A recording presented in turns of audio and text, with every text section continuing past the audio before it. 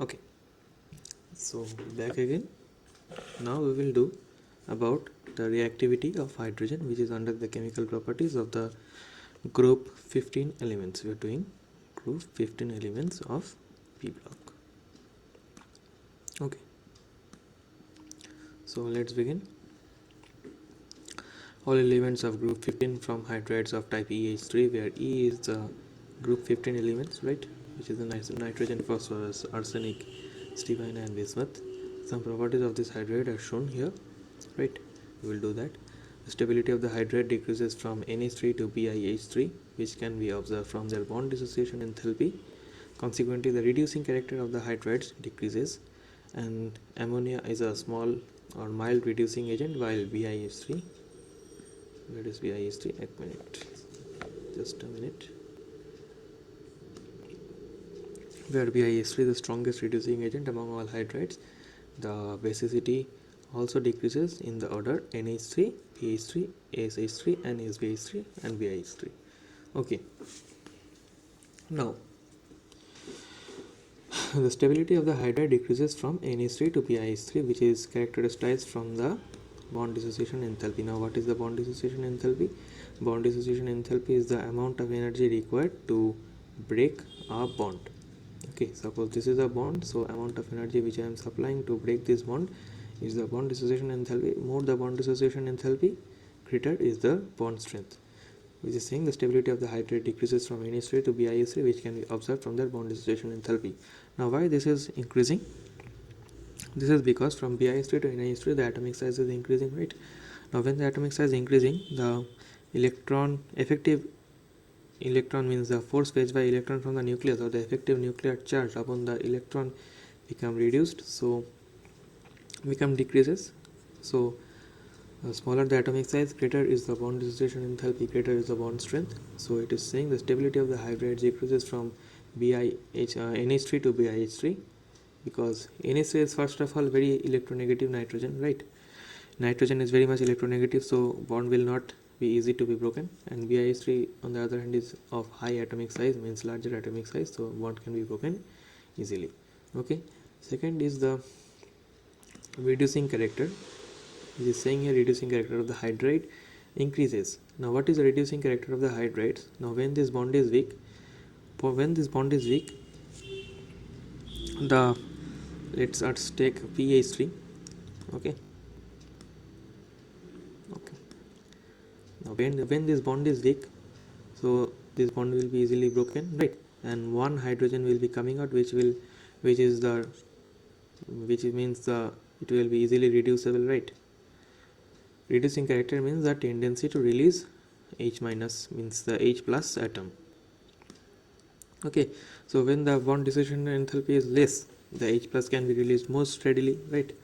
So consequently, the reducing character of the hydrides increases, means the bond dissociation enthalpy is decreasing and the reducing character is increasing. Okay, ammonia is a mild reducing agent. BiH3 is the strongest reducing agent among all hydrides. Basicity also decreases in the order. Now, what is the basicity? Basicity means the tendency to accept H plus from the acid, right? So when your effective nuclear charge is stronger, you can accept readily, right? NH3, see NH3 is nitrogen is highly electronegative, so it can easily accept one H plus from the acid which is reacting in the reaction, followed by PH3 and followed by BiH3 and SBH3. Now see here it is nearly equal. See, it is given is SBH3 is greater than or equal to BiH3, means the basicity. Now why this is equal? This is due to the presence of d orbital and f orbital. It's not much shielding energy is observed. What is shielding energy? The interelectronic repulsion between the two shells is called the shielding energy, which prevents the electron from coming and merging or killing over the or hitting the nucleus, right? Now you have to keep in mind, note in mind, all non-metallic oxides, metallic oxides are basic, right? Metallic oxides are basic, and non-metallic oxide, right? Let us write non-metallic oxide as AMO, NaMO. Non-metallic oxide are acidic.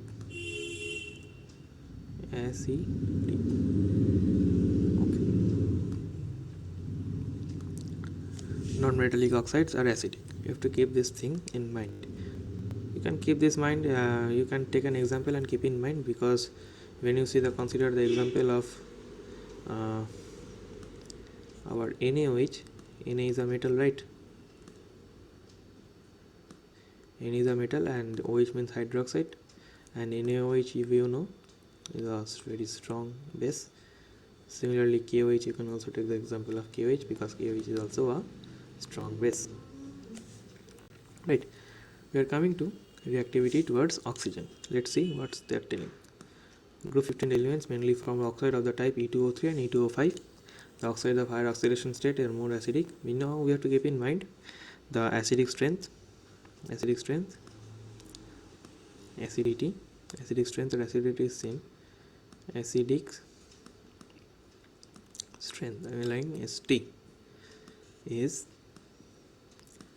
directly proportional to your oxidation state.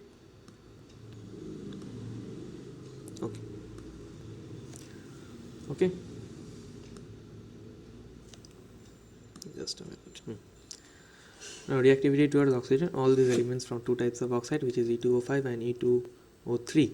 Higher the oxidation state, higher is the acidity. I have told here. Okay, their acidic character decreases down the group. Acidic character decreases down the group because I have told just now metallic character increases down the group, so basic character increases. Consequently, the acidic character will decrease. Their acidic character decreases from the group. The oxide of the type E2O3 of nitrogen and phosphorus are purely acidic. That of arsenic and antimony are amphoteric. Amphoteric means they both shows the property of acid and base, and those of bismuth are predominantly basic. Okay, next comes is the reactivity of towards halogen. Halogens means fluorine, chlorine, bromine, iodine, or the group 17 metals, which are salt formers. We will come to that in the next sections of this chapter. Elements reactive from series of hydride, which is EX3 and EX5. Nitrogen do not form pentyl halides because it cannot expand its valency because of the absence of d orbitals. I have studied in the anomalous property of nitrogen in its valential. Pentahalides are more covalent than trihalides. Similarly, natural thing. All trihalides except those of nitrogen are stable. Nitrogen cannot form trihalides. In case of nitrogen, only NF3 is stable because F is highly electronegative. Okay, trihalide except BiF3 are predominantly covalent in nature. BiF3 because Bi is a metal, so it's ionic in nature. Okay, it was simple. Next is the reactivity towards metal. Now let's see what is said here. All compounds react with metal from binary compounds exhibiting -3 oxidation states such as Ca3N2, calcium nitride, calcium phosphide, ZnSb. These are metal, right? Zinc is a metal, right? Zinc is metal too. See, they are reacting with metal with +3 oxidation state, right? Okay. So this was about the chemical properties. We have discussed about the oxidation state. I have told you the kinds of oxidation state which are exhibited by the group 15 elements, followed by the anomalous property of nitrogen. Why nitrogen is different from the other elements? Because of high electronegativity, small atomic size, high ionization enthalpy, and absence of d orbital. On the contrary, I also said why phosphorus and antimony and bismuth are forming single bonded structure, right? Next, I also said why Nn single bond is weaker because of inter-electronic repulsion. You have to remember the term here. Okay, remember this term, inter-electronic repulsion between the two non-bonding electrons. Okay. Next, I've also said the nitrogen cannot form d-pi p-pi bonding because of the absence of d orbital. Phosphorus and arsenic on the other hand can form d orbitals, d-pi d-pi bond. With transition metals. Okay, next I have said about the reactivity of towards hydrogen, because reactivity towards hydrogen, where I have told about the reducing character. I have said that reducing character means the tendency to leave a hydrogen atom. Okay, so the reducing character as we go from top to bottom in a group, the reducing character decreases. The reducing character increases because the atomic size increases. So the ability to leave an hydrogen atom is more easier because of the lesser lesser effective nuclear charge, right? Next, I've said that there is reactivity towards oxygen. We have said that metallic oxides are basic and non-metallic oxide are, this will be NMO, I'm sorry, non-metallic oxides are basic. I've said that you can keep this thing in mind with the help of the example of NaOH or the KOH. Okay.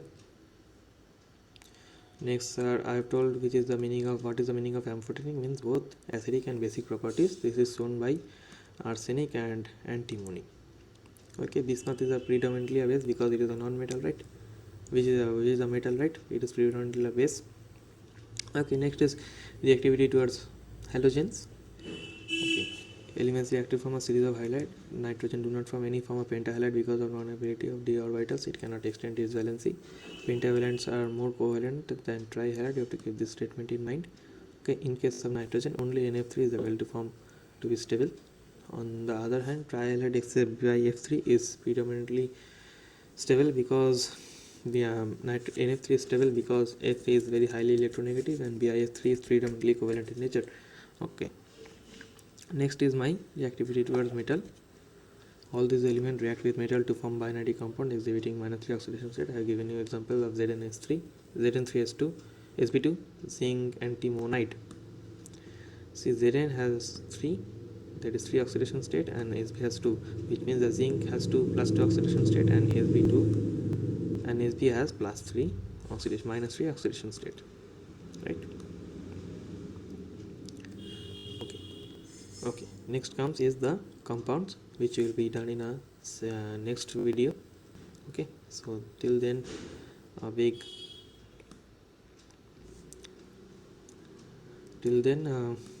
I will come with the next video on the few minutes later. I'm coming and recording. So till then, stay happy.